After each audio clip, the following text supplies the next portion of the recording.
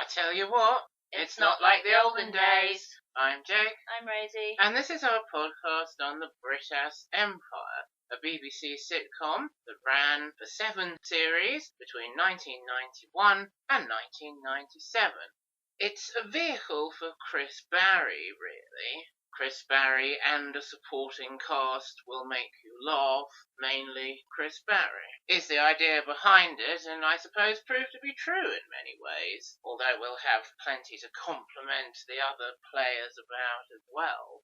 Chris Barry had already had some sitcom success with Red Dwarf, which was becoming pretty popular by then, and his real talent and passion that he doesn't really often get to use on Red Dwarf is impressions, which he did a lot of on Spitting Image. And the Brittas Empire isn't an opportunity for him to do impressions, but it is an opportunity for him to use his voice to create a character or contribute in a big way to a character, Gordon Brittas, who has a silly voice and does some silly gestures, and is a comedic character, somewhat in the vein of something like Mr. Bean, who in contrast to Gordon Brittas is mainly funny physically and backs it up with a funny voice, whereas Gordon Brittas is mainly a funny voice backed up with some physical comedy. And the premise is that he is the manager of a leisure centre, which is quite an interesting piece of historical context. It was the sort of time, the early 90s, when sports centres were becoming leisure centres to try and get across the message that, yes, it's not just for going in and playing sports, it's also a kind of community hub with all sorts of activities, useful, interesting activities going on there to benefit various members of the community in various ways, and that's something that Gordon Brittas is very keen to push always. I read a piece of analysis about the character, saying that he is a really funny send-up of the out-of-touch with reality, overly officious manager created by people growing up and becoming young professionals in Margaret Thatcher's Britain, which I thought was an interesting take on it. And perhaps if it was all Margaret Thatcher's fault that people like Gordon Brittas appeared, she certainly didn't need to stay in government for them to keep appearing, because I think Gordon Brittas is quite a good send-up of managers you can find nowadays or in recent times. Certainly he reminds me at times of a manager I had in a professional situation a few years ago, with his kind of mismanagement, well-meaning mismanagement and over-management of situations that he'd do better to stay out of. So I think perhaps anyone who's had a boss can find something to laugh at in Gordon Brittas. So Chris Barry playing this funny comedic character in this situation is really kind of the hook for the series. And you might not expect from that, and I hadn't really remembered until I rewatched the thing on cable television a few years ago, just before getting the DVD. You might not anticipate that the show would be so surreal in its events and humour. I remembered a particular part from the end of season 5, which I thought was more surreal, a lot more surreal than I was used to in sitcoms, and a lot more surreal than the rest of it. And then when I watched the repeats, I thought, oh, the whole thing does use a lot of surreal humour, so maybe Gordon ending up in season 5 getting kicked out of heaven by St. Michael and St. Peter isn't so much of a deviation from the kind of content the show has had. But when we were watching the DVDs just now and thinking about that, we came to the conclusion that it really is kind of a deviation, that kind of fantastical surrealism. And you came up with a very apt expression for the surrealism that the show is built on from its first episode, really, and where a lot of the humour comes from. Far-fetched. It's things like disasters in the leisure centre and Gordon driving people to such extremes that they're trying to kill him in various bizarre ways. Things which are plausible by the laws of physics as we understand them at this time, but extremely unlikely. I was reading a review of it saying that this aspect of the show undoubtedly gives it a wide audience appeal, so children can enjoy it as well. We were children when we watched it, children and young teenagers, and it wasn't that part of the show, that aspect of the whole thing, that I think either of us really remembered particularly. I don't actually remember what I used to enjoy about it. If anything, I used to sit and watch it with the family because I didn't find it boring, which I did most of the things that grown-ups watched in those days, I think. I seem to remember that I picked it up around about series 2. And Mummy and Daddy were going about saying, oh, it's, as I thought, the British Empire. We're going to watch the British Empire tonight. And I thought, oh, that does sound boring. And then it started and it said the Brittas Empire in the opening. I thought, Brittas Empire? What on earth does that mean? And then it says starring Chris Barry as Gordon Brittas, which just goes to show how it's the Chris Barry show. And I thought, oh, it's a made-up name to sound like British, so they could call it the Brittas Empire. And I also remember thinking, oh, he looks really weird without his H. But then in the different situation, playing the different character with the funny voice, you soon get used to that.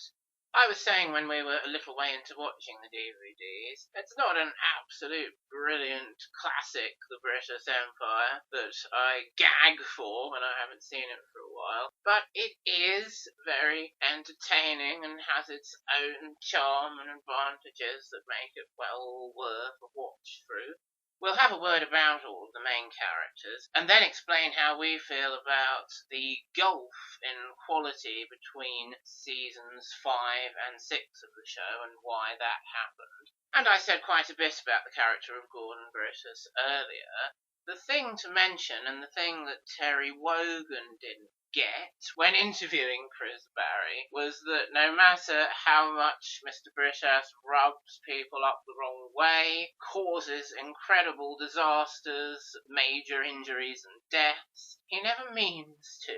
It's all from the most benevolent intentions. He never realises that any of it is his fault or that people hate him, and how could they possibly hate him, because all he wants to do is help and make the world a better place. And the kind of cluelessness of the character, this kind of fantasy world he lives in where he's doing really great work and everyone loves him and admires him for it. It's quite sad at times to see him living in that world. And sometimes he does come close to realising the reality of the situation when he thinks he's going to get fired or whatever. But something always happens to reaffirm his self-belief, which in some ways is quite heartwarming, but in practical terms, it can cause bad things to happen.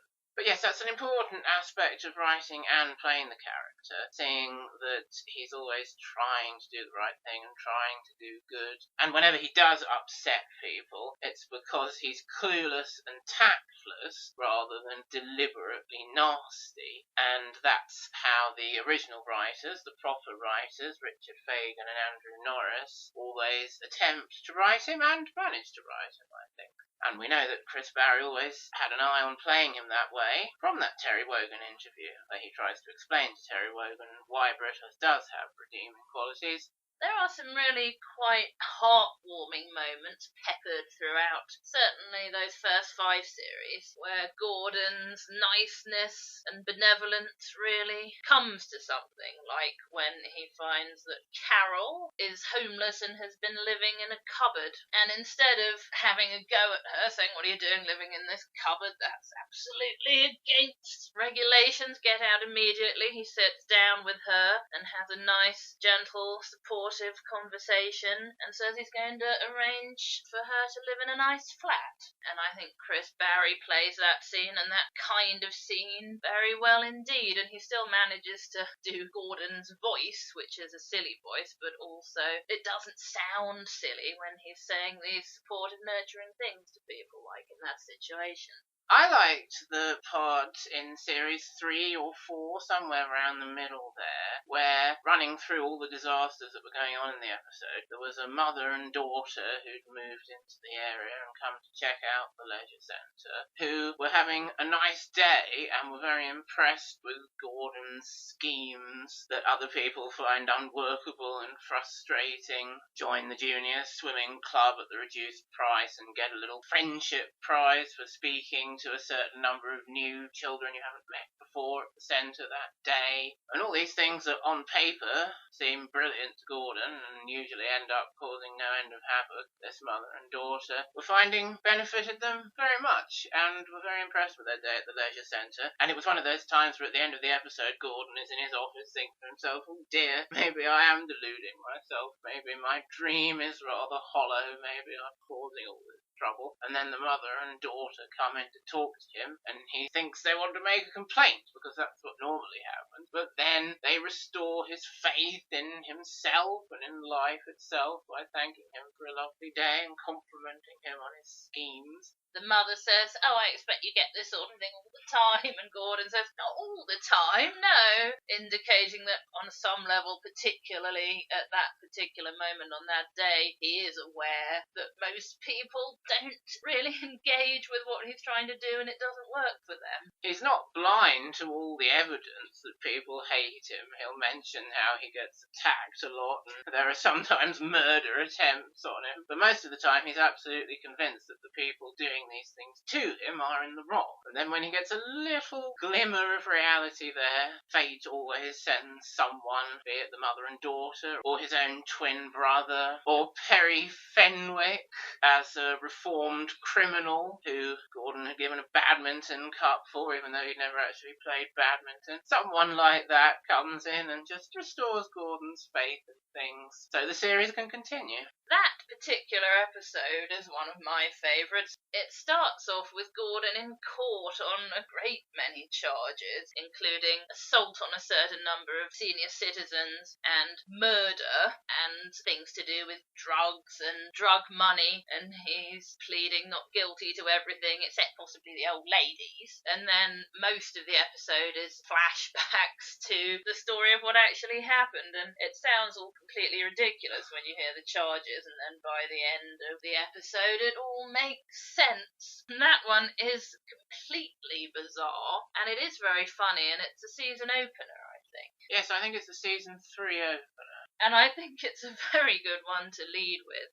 To the murder charge, he says, I told you that was an accident. And you kind of wonder how on earth did he kill someone by accident in a way that looks like he deliberately murdered them, but you know he could easily do that, and then the revelation of how it happened is very funny. He ends up getting super glued to a chainsaw and accidentally starting it. And then he's running around the building with this running chainsaw. He's phoning up the police shouting, you can't hear me because I've got a chainsaw running. And then he cuts the phone in half with it. And it seems like he's actually deliberately threatening everybody. He's running after Carol with this chainsaw saying, for God's sake, help me before I hurt someone. The reason he pleads guilty, possibly for the old ladies, is that he ends up sliding along the floor, accidentally slicing through the front legs of their Zimmer frames, so they all fall over. And then he has to try and get into a room where the drug baron guy is unconscious, so he's got this running chainsaw, and not realising that the man is leaning up against the door, he accidentally cuts his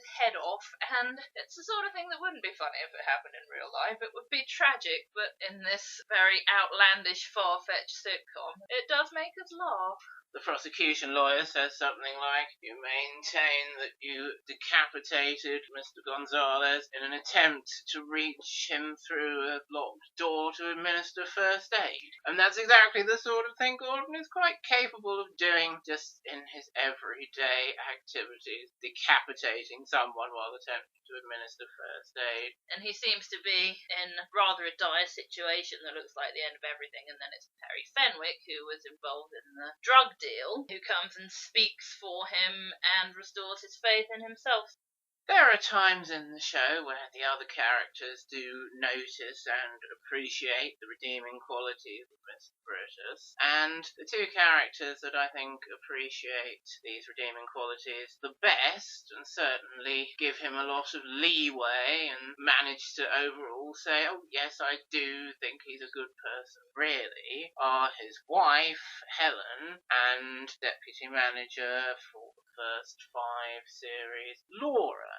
And you might wonder, with good reason, why would anyone be married to a character like Gordon Brittas? And I think with the character Helen Brittas, it is very believable. And she plays a very big part in the show and is important to the audience as a kind of visual, emotional representation of what it would be like to be married to Gordon and what sort of personal problems a person who is married to Gordon might have and how those might affect their marriage and relationship. I think they really decide what to do with the character after that episode where a man comes to do a lecture about improving oneself and he has got over addiction to prescription drugs and perhaps some other things, and he has such a terrible time with Gordon, particularly involving his slide projector, that he ends up taking all the drugs that he's brought to demonstrate all the drugs that he has been able to wean himself off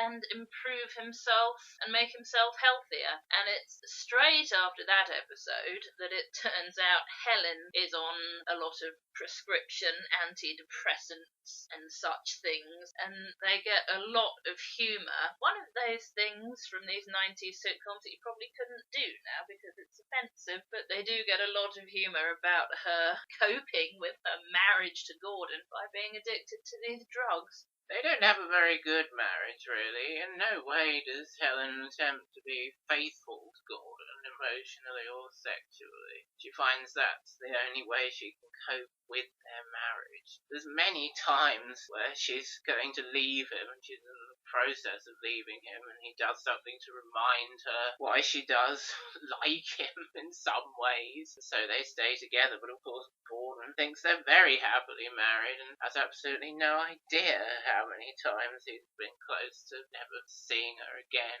She's got everything packed into the car to leave him, and he thinks she's going on a little holiday and taking the barometer and things like that. And then a chance remark from him makes her realise that, I don't want to leave him after all. It's farcical and it's funny and quite touching in some ways. For me, actually, Helen is the funniest character. I think she makes me laugh the most, so it's mostly going to be Chris Barry making you laugh didn't really work on me. The example that springs to mind is when Gordon's twin brother Horatio has got his new girlfriend visiting at the leisure centre, and at the time Helen happens to have left her and Gordon's twin babies on a bus, which is very much the sort of thing that the audience would believe of that character, even though it seems far-fetched taken out of context. This woman is very tactless, and Helen overhears some remark about how careless it is to leave children on the bus, and Helen is physically attacking her, saying, "How dare you call me a bad mother?" And whenever Gordon, or perhaps one of the other supporting cast, thinks that they've calmed Helen down and she's not going to attack the woman anymore, she goes chasing after her and carries on, and it just never stops being funny. The second time she's going to attack her, she says to Gordon, "Oh, I must just go and apologise." Gordon's on the phone saying, "Oh yes, all right then." And of course she doesn't apologise. They get these sounds of struggle coming from the staff restroom, and then Gordon goes to investigate, and out comes Helen from the toilets with a marker pen in her hand, followed by this lady with messed up hair and makeup and blood coming out of her mouth, and written on her forehead is "cow," which is very visually amusing. And then you think that's probably the end of it, and something else starts happening, and then suddenly Helen shouts, "I'm not a bad mother," and whacks her over the back of the head with a great big bag. And it sounds very silly, and I suppose in the hands of mediocre actors it wouldn't be funny at all, but I think Pippa Haywood's performance as Helen is always excellent. She does give me the most laughs. Another thing that's very funny from the first series, which in many ways it's still finding its feet, Gordon's ended up in a coma in hospital, and Helen and Laura are discussing whether things might be a bit easier if Gordon just quietly slipped away. And Laura says, No, of course not. Mr. Brittas means, well, it would be a terrible thing if he died. Helen says, "Oh yes, I suppose you're right," and then stands up and plugs in this plug that's hooked up to all his machines. Laura is in some ways one of those characters, and we've talked about the phenomenon before, who's kind of normal in a world of wacky characters and the one the audience can sort of relate to. We said quite correctly that Polly was kind of like that in Fawlty Towers. There was a sitcom called Chalk, which we didn't like at all when we tried rewatching it on YouTube, where there was the new teacher being the normal one with a load of wacky teachers. And yes, Laura does have that aspect. She can and does join in and interact with the very far-fetched stuff, like comment on what Ben and the mouse are doing in the cupboard playing together. She's not completely removed from the surreality, very much like Polly, I suppose. But yes, I think that is one of Laura's functions in the show, and indeed, as she's not in series 6 and 7, there is something of that aspect missing from the show, and it does feel kind of wrong in that way, as we were both pointing out this time, and it's not the only way that series 6 and 7 feel wrong, but more about that later. Laura's played by an actress called Julia St. John, who manages to tread the line of being funny and also being the voice of reason and keeping the leisure centre from actually falling down around their ears at times, although it does fall down around their ears sometimes, which is a very important aspect of the show, and she does very well. I think Laura has exactly the right mindset for coping with Brittas. We've talked about how Helen copes with him being married to him, which I don't think anyone would find easy, and then the other members of staff, they do let him get to them in various ways, or else they don't notice his tactlessness, so it just washes over them. Laura does notice it, but she doesn't take it personally, and she actually finds it quite amusing and laughs it off. And then there are those times when she's pushed too far and does kind of blow up at him. And I guess those reactions do mirror how we're feeling about him and the kind of crescendo of where the episode is up to and how awful Gordon is being and how much trouble he's causing. And on the occasions when we do see Laura being in temporary charge of the leisure centre, running the leisure centre and all the other staff working under her, like when they think he's dead at the beginning of series 2, but actually he isn't, they run a very good, very successful, very popular, beneficial leisure centre. It's such a shame when Gordon always comes back and takes it over and things descend into farce. Which is why I always thought, remembering it from the 90s until we watched it on cable a few years ago, that Laura went off after season 5 to be promoted and run her own leisure centre, which would make a lot of sense for the character. And I was quite disappointed, and I still am, that the way she actually leaves after season 5 is because she's taken back her cheating, thinks his billions of dollars can get him whatever he wants husband, and going off with him to live in Chicago and have the baby that he needs in order to inherit from his father. And I'm sure Laura's very pleased to be having a baby for the sake of having a baby as well. But as an ending, as a way out for a female character, a strong female woman, a 90s woman, I do find it a bit disappointing. We're looking at the end of series 5 now, which was an attempted finish to the show, and everyone was given their happy endings. And Laura, Carol, and Julie were all to have a happy ending of going off with some man and having either a new baby or looking after the ones they've already got and not working any longer. And I suppose the writers didn't really mean anything by that. It's just the time period they come from. They're not trying to be anti-feminist. I think they're just a bit out of touch, really.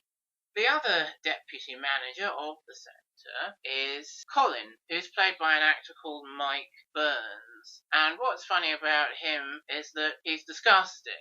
And that's always the case, even in the first series, but it really escalates and becomes his one character trait, and he ends up, particularly after Richard and Andrew stop writing it, as a kind of baldric character, which I think is taking it a bit too far. In the first episode, where Gordon is having his first management meeting with Laura and Colin, we hear about Colin's qualifications to be deputy manager, 2 PE degrees and some sort of management qualification as well. And we say, oh dear, that is funny, because he's not really going to end up using those degrees working at Whitbury Newtown Leisure Centre. He's going to be using some other natural skills, which are extremely useful to the centre, but not the sorts of things a deputy manager really is supposed to be doing. We both thought when we were little he's the caretaker, and in practical terms he is. What he's good at, and what he doesn't mind getting very mucky, or even notice that he's getting very mucky doing, is fixing things, fixing the sewage system, fixing the boiler, cleaning up all the emu poo and things that gets spread around the centre in the course of the Brittas Empire, trying to design new electricity generator using the waste pipe. Which is a very good idea, and the audience is meant to think, oh, that's so disgusting, and laugh it off as a joke, but really, that would be a wonderful thing to do for the environment. And he's also physically disgusting with his skin conditions and his boil and his poultices and bandages that he has. He sneezes in people's coffee and his dirty bandage gets left on your hand when you shake hands with him, including the Duchess of Kent. And that's the comedy they get out of him. So I suppose it was inevitable he'd fall into the role of kind of the handyman round the place rather than the deputy manager. And it's an interesting development where Brittas is saying, I'm going to get rid of Colin, I don't want to, but he's useless. And then Laura, of course, ends up reminding him, well, Colin keeps the place running in terms of the gubbins, fixing things, making sure we're not knee-deep in sewage. That's what he was doing in that episode. And so, in practical terms, Colin leaves the sports staff and becomes the caretaker. But to be tactful and not kind of demote him, it ends up being that Colin is promoted to manager in charge of building fabric, which means he's a caretaker who is paid as a manager. And it's quite funny when he's coming in to tell the other staff about his promotion, saying, I even get my own office in the basement once I've dug it out. It's not really an office at all. It's this room of breeze blocks in the basement where he can go and do his disgusting experiments and grow his funny plants and stay out of everybody's way. But to him, emotionally and financially, it's a promotion. So I thought that was a very good idea. Colin is one of those characters I was mentioning who really don't dislike Gordon at all, don't notice when he's being a bit tactless or a bit unwise. Colin really only sees the good in him and appreciates his kindness. That fits in with him being a bit sort of clueless about what's disgusting and it doesn't really count as an office, and he's living in a nice little optimistic world of his own in which Gordon fits quite well. They try to get some humour out of Colin, which is very unfunny at times, but at other times he's used well. And I think the sequence and the whole thing that, while we were watching the DVDs just now, made us laugh out loud most involved Colin, and it is the one where he ends up getting promoted. He's gone temporarily blind, yet he's so devoted to his work, he's still trying to work around the leisure centre and supervise the pool, even though he's got these medical patches over his eyes. And there's the whole sequence where someone's in trouble in the pool, and Colin, even though he's blind, is trying to rescue the person with the pole and ends up knocking someone else out in the pool. And then Tim comes to help, and Colin knocks the clock off the wall, and the clock hits Tim. And we were absolutely killing ourselves laughing at that sequence. Again, it sounds really silly and wouldn't work in the hands of the wrong actor. Which just goes to prove that it's not just Chris Barry supported by others that makes the show work. The cast as a whole do a very good job and create some very good moments and make the best of the whole thing. And talking of the characters who don't dislike Brittas, the other one I think is Linda, who's played by Jill Greenacre. And in her way, Linda is a bit in her own world, like Colin. And also like Colin, she's very prepared to muck in. I'm never absolutely sure what her job is, but she's a qualified lifeguard, and you also see her fetching and carrying, taking messages. Doing the dry sports as well, like being in the gym, supervising, jumping over the horse and stuff. Covering reception is another thing. She'll just willingly jump into any role, which is the kind of worker that Gordon particularly appreciates and has that attitude that he would like to promote in all of his workers. She does admire Mr. Brittas in many ways, but at times, like Brittas himself, the scales do fall from her eyes and she becomes rather frustrated and annoyed and not at all sure that what Brittas is doing is the right thing. But Linda and Colin really are the two that Gordon can rely on to do their absolute utmost to help him with his misguided endeavours. The most striking example I could remember of Linda being in that kind of role is when he's doing his really stupid fire drills, where he's made up all these scenarios about staircases being on fire and bits of the building have collapsed. And to start with, she's adamant that she's not going to let anybody through a certain door because of where this imaginary fire is supposed to be. Gordon comes and tells her, next time, Linda, try adding a bit of realism. You can't go this way, the corridor's on fire, and all sorts of things. And of course, what happens is, when there's a real fire, Linda doesn't realise and mistakenly informs the people trying to escape they can't come this way, the whole corridor's ablaze. Carol is the receptionist, and she certainly doesn't dislike Mr. Brittas, and in some ways quite admires him and appreciates him, but isn't shy about showing her frustrations and animosity towards him at appropriate times.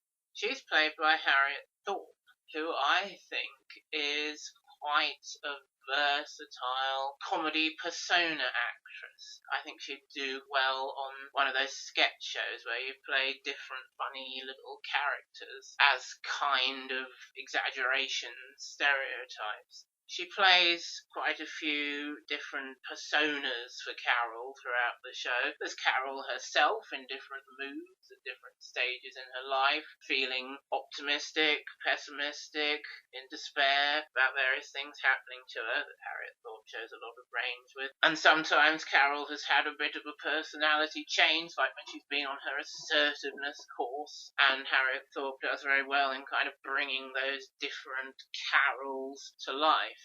There's also opportunity to play a kind of fantasy inner Carol, the lion within, who's a kind of, as you said, Kim Cattrall type confident character. Carol's having these kind of internal but externally represented arguments with. And I do think Harriet Thorpe is very talented and entertaining in those kind of roles.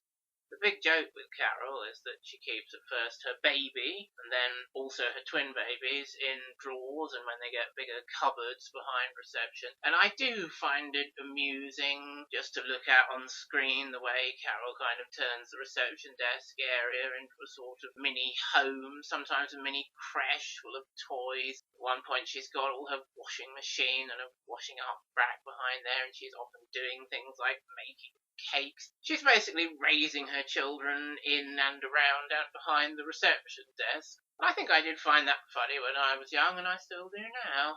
Ben, her first baby, who's actually at home for the first few episodes until her mother can't or won't look after him anymore, is the result of her marriage. And I did think of that husband, Derek, when you were talking about Laura's Michael. He's the same sort of thing. He's cheated on her, he's dropped her and picked her up just whenever he feels like it. And when he's got in touch with Carol, Carol has said to Laura when trying to reason things out, "Oh, it's my fault he cheated." So, of course, we're thinking, well, you don't want to get back with him. But then she is trying to get back to him. She's putting on lipstick to make herself look nice for him. How chauvinistic is all this? When she goes to talk to him, again, something that you wouldn't make a joke out of now, Derek has found a black baby in the drawer and jumped to the conclusion, having been told by Gordon, Carol's and your baby is in that drawer, that Carol has cheated on him. But then, of course, he won't talk to her about it. He just storms out, leaving Carol again, this time forever. And this is presented as a bad thing. We're expected to think, oh no, what a shame. Carol could have gone with her husband and not had to work anymore, and everything would have been fine. But really, I can't agree with that. At one point in that episode where Carol thinks that they're going to get back together and she's very happy, she says, "It's all right, Ben. Daddy's coming home." And the audience will go, "Oh, good, wonderful." We were thinking, no, it's not wonderful. Her life needs to move on in a different way if it's going to be successful, and it's a blessing in disguise that Derek has gone off. Another thing Harriet Thorpe added to the role, unexpectedly, was her funny, quick pronunciation of Mr. Brittas, Miss Briss, which is written in as a joke to a lot of later episodes, and we think probably gets rather overdone, don't we? It happens in those last two series, really. When Carol's getting sort of flustered, it comes quite naturally, and when Gordon's advising her to stop doing certain things with her children and things she doesn't quite like, she'll say, yes, Mr. And it does come naturally, and then, yes, they do rather force it. Angie was Mr. Brittas's first secretary, personal assistant sort of secretary, in the first series, and they replaced her for series 2 with Julie. And we had a discussion about why Julie is funnier than Angie, and Julie did get some laughs from us at times. It takes her a while to develop the catchphrase, I'm busy, when Mr. Brittas wants her to do anything, longer than we were expecting when we watched the repeats. But it does sum up her character and her role rather nicely. She very grudgingly does her work for Mr. Brittas, if at all, and treats him with open contempt, still ends up naming her baby after him, which you thought she'd probably end up regretting when she remembers how awful Mr. Brittas is, and I agree. That whole sequence is ridiculous. It's those two writers for the last two series, particularly series 6, they clearly have no idea what happens when you go into labour or how long it takes. There are certain aspects of Angie that they took to develop Julie. Angie does speak her mind and get quite grumpy with Gordon if he's upsetting the staff in any way. Taking money from petty cash to make a thief trap is one thing I remember her being fairly outspoken about. And then, really, for Julie, they get someone who just is funnier. She has a funnier look, a funnier voice, and instead of irritation, they take it to, as you say, open contempt and bloody-mindedness sometimes. So it probably was a good decision for the show to develop Angie into Julie, and Judy Flynn as Julie had the distinction of giving us the best laugh from the final two series, when everybody thought or assumed, they were quite wrong, that Gavin had drowned and were having a funeral for him, and a pet coffin had accidentally been ordered, and Gavin's family was very surprised that it was so small, and Julie comes out with, he shrunk in the water, which made us laugh a lot, unlike most of those final two series. I also liked, and so did you, the bit where she's handing out these plastic bags with something in them that Gordon has come up with. Tim asks, what's this? She goes, I don't know. And she just knows, and you can tell from that very simple line, I don't know, whatever it is, it's going to be stupid. So there's not really a lot of point in knowing what it is. And finally, from the pool of regular characters, we have Gavin and Tim, who I group together as a couple because they are a couple. That's what Mummy told me when I started watching it in Series 2, and I watched several episodes and thought, what is she basing this on? Tim and Gavin don't seem to think they're a couple like she thinks they're a couple. And then after some episodes, I really wouldn't like to say how many, they did get into a situation where they did act a little bit like they were a couple, and I thought, oh, okay, it's true. Of course, Mummy had picked that up in Series 1, which clearly I didn't watch, and Tim and Gavin are introduced sort of together, with Tim trying to swap shifts with somebody and Gordon saying, no, you can't, and Tim saying, well, how about Gavin swap shifts with Linda, I think it was, because we do a lot of the same things and can organise our lives around each other, and then Gavin stops him with a sort of tug on his t-shirt, and very soon you're introduced to the idea that Tim and Gavin are a couple, and Tim is happy to talk about it, and Gavin would rather that he didn't. We've talked a lot about the representation of the gay relationship, Tim and Gavin, because it is an interesting subject. In 1991, you didn't really see gay relationships on the television. It was several years, 5, 6 years, before they started having gay relationships, gay kisses on soaps, and people would start making a fuss about it, either saying, oh, it's scandalous, or oh, it's brilliant. Whereas hopefully nowadays, they just say, oh, it's life. But we mustn't forget that in those days, that sort of representation was a big deal and uncharted territory, and in many ways quite a brave thing to represent in primetime BBC sitcom. And it is a bit of a mixed bag of representation, but like the attitude to women and working and marrying, I think the intention from the writers is all good, but it is kind of bogged down in old-fashioned attitudes inevitably. What is good about it is that Tim and Gavin are shown to be a committed homosexual couple whose relationship is very important to each other and are an integral part of each other's lives, physically, emotionally, practically. And all the other characters in the main cast know this, are perfectly happy with this and supportive of this, and it's absolutely not an issue in any way. They will talk to Tim and Gavin as their friends, talk about their private lives and give advice just as anyone would to a heterosexual couple, and it's really just not an issue in the group, which I think is very progressive representation and a very positive aspect of the show.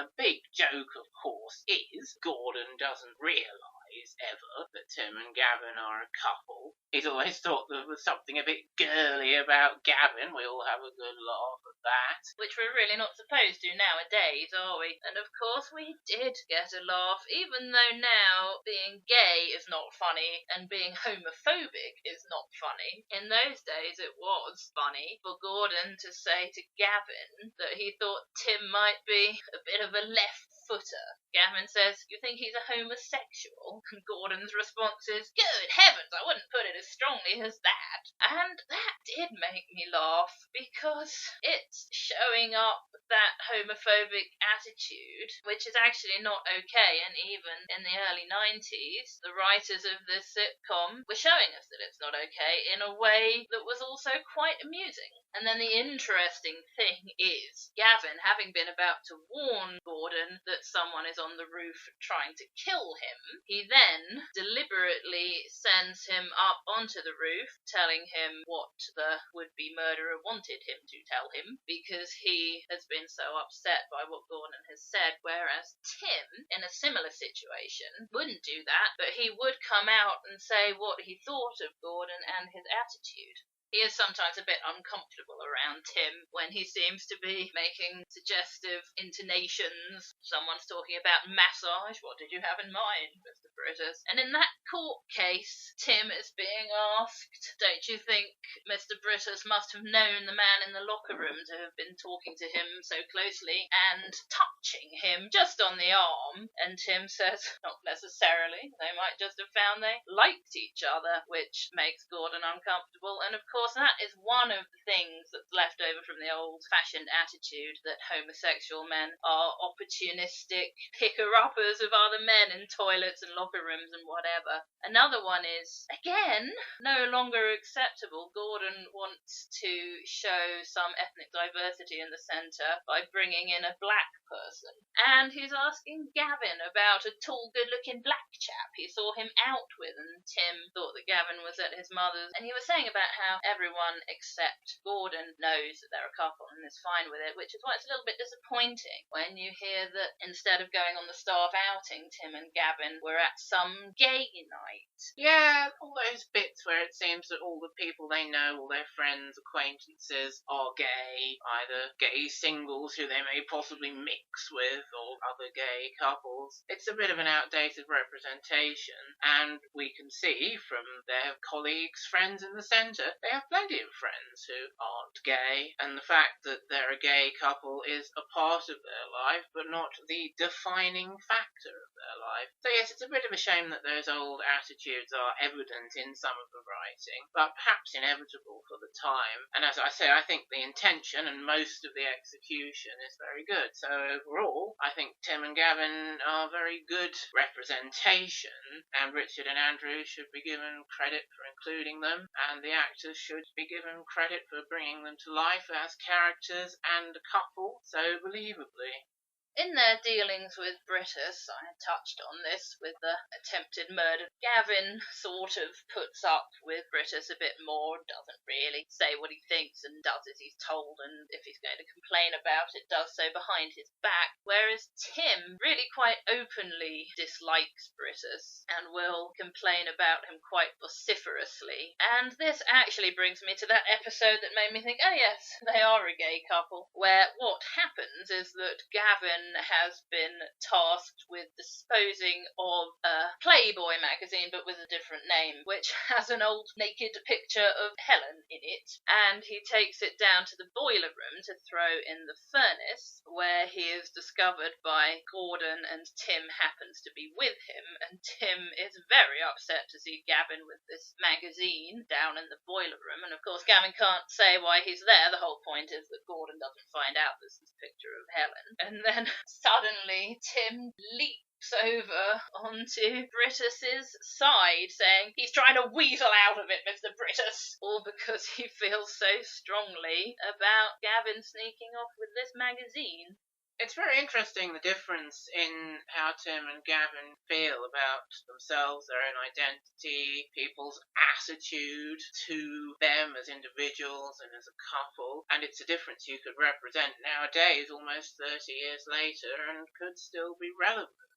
Tim obviously has never had any reason, felt any inclination to be at all ashamed of himself or try to hide who he is in any way, which is certainly a good thing. Whereas Gavin has had these things, and thinking about the social, cultural, historical context, we can certainly feel a lot of sympathy for Gavin and realise why he has felt it necessary to at times try to hide or even deny who he truly is. He's been to public school. He's had a kind of rich family who don't want him to be homosexual, quite frankly, or certainly his father doesn't.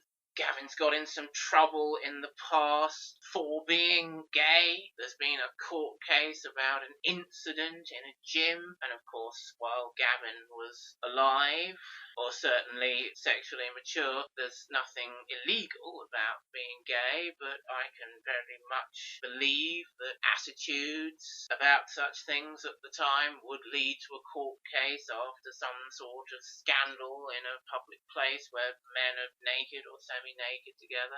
And Gavin has had a terrible time of it. He's felt obliged to propose to a woman at one stage. That was after the court case. He's telling his colleagues how come this woman's turned up saying, I'm Gavin's fiancé, and they're saying, so he asked her to marry you. He said it was very useful at the time. And unfortunately, Tim has very little sympathy with Gavin's point of view on these things, feeling very different himself about the whole situation, and it does cause quite a bit of trouble between them. But of course, you know they'd be absolutely lost without each other, and they always come back together in the end.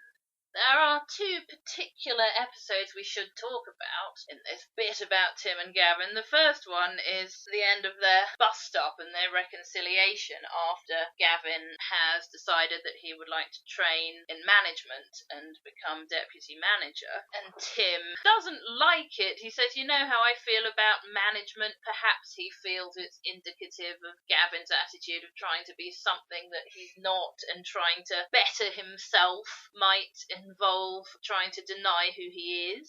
Yes, I was remarking when we were watching that bit how Gavin's natural inclination, or maybe not natural, but just because of the experiences he's been forced to have in his life, is to hide what he's doing from his nearest and dearest. Tim, in this case, in case they don't like it, or because they won't like it. And Gavin's been kind of emotionally abused into hiding who he is and what he's doing and what he wants, which is a great shame.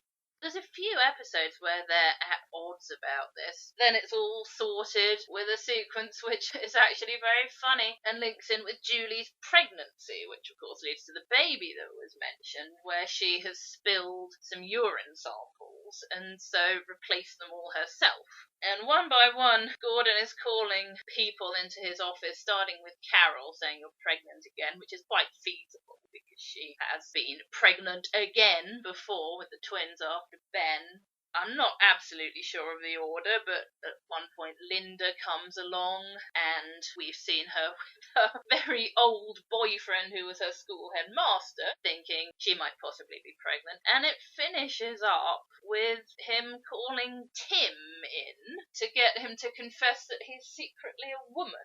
I do like that bit where he says to Tim he's been trying to get away with something. Brittas meaning, of course, that you're actually a woman. Tim thinks he means that you're homosexual. And Tim immediately comes out with, I haven't been trying to get away with anything, Mr. Brittas. He's never made a secret of it. And he's very prepared to say, how dare you be homophobic? You can't do anything to me for being gay and all that kind of thing. And then Gordon starts indicating that he thinks he's a woman.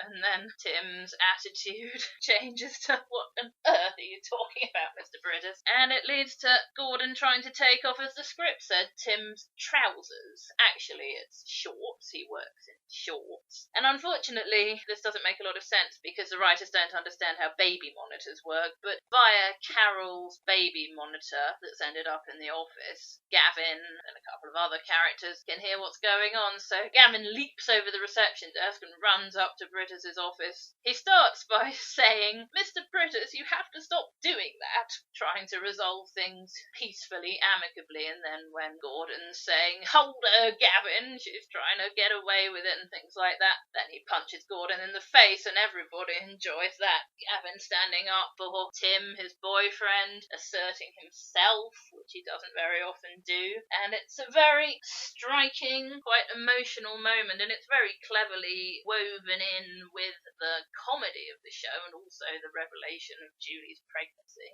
It's funny when Gavin's hearing it happening on the monitor and he's saying, Mr. Brittas, he's doing things to Tim. And then I'm coming, Timmy, and leaping over the desk. It's great stuff. And the audience were getting very emotionally involved with the build-up to that, with Tim and Gavin arguing about the management stuff. Gavin tries to reach out to him physically and Tim's going, don't touch me! And the audience like, ooh.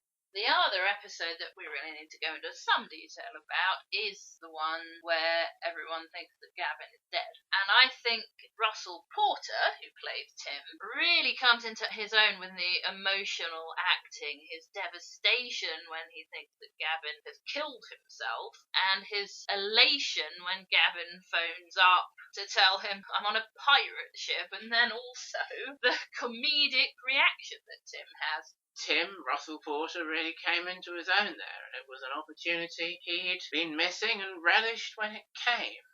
The actor who played Gavin is called Tim Marriott, and that's all the actors mentioned, as indeed they should be.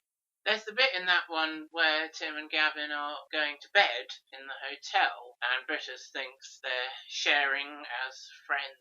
But of course, we know why Tim and Gavin, I dare say, we won't mind bunking together, Mr. Brittas. And I was wondering if it was actually going to show them in bed together. It showed them getting ready for bed. There's a double bed in the room, which in itself is a groundbreaking representation, just like Fred and Wilma Flintstone lying in bed together in the 60s. And then we did actually see a little bit of Tim and Gavin in a double bed together, sleeping, not at all touching each other, chastely or otherwise, and actually quite far apart in the bed, but still quite freely showing this gay couple in bed together. I don't think you'd have seen that in a BBC sitcom before, and it was slipped in there very naturally, not missed out where we really needed to see it because it was part of the whole sequence of events, and very good to include it, I think.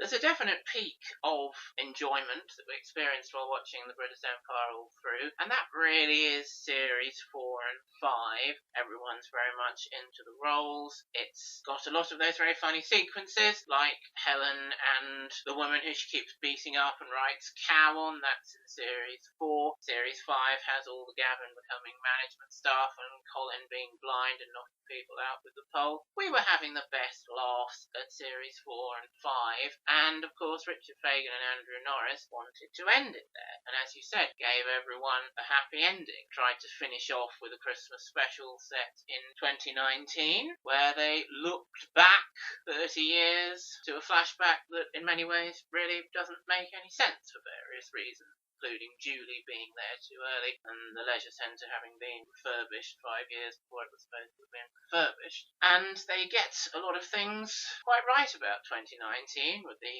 electric cars and the sat-nav, or as they call it, car computer, which I thought was quite interesting. More optimistic about the lifespan of Queen Elizabeth II than Back to the Future. Back to the Future 2 reckons that in 2015 Queen Diana was going to visit Washington DC. A not unreasonable prediction at the time, but turned out to be wrong for so many reasons. But apparently in 2019 in the Brittas Empire there's been an abdication. Was that the abdication of Queen Elizabeth II? Was it the abdication of Charles in favour of William? Who knows? They leave it up to us to interpret. We don't see Mr. Brittas in the present in 2019 until the very end of the episode, where we realise, oh right, yes, he is alive then. He really did make it out of that coffin after getting kicked out of heaven. And here he is, a source of benevolence in everyone's lives, and they are grateful to him in the end. So there was a few nice things in there. And that really should have been where it ended. But the BBC is obviously never one to shy away from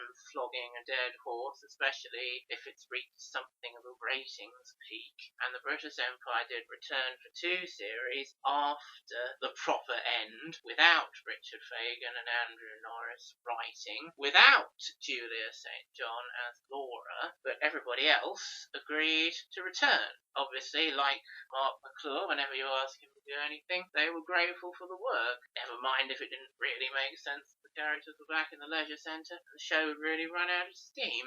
And we certainly can't blame them for that. Professional actors, they came back to do some more acting in these roles that they'd done so much with, and as we've been mentioning, at times they managed to make some good TV out of it.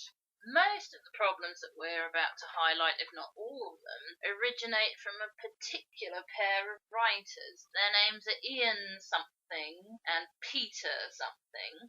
They really wrote most of Series 6, and then I seem to remember we didn't see their names at all in Series 7 until the very last episode, which is ridiculous. And for that reason, Series 7 is better and has more watchable, even enjoyable episodes. But what these two guys did, they're going right on the blacklist. They made caricatures of the characters. And not only that, but these caricatures were really based on misinterpretations. Whenever Brittas is being just horrible instead of tactless, those guys will be the writers.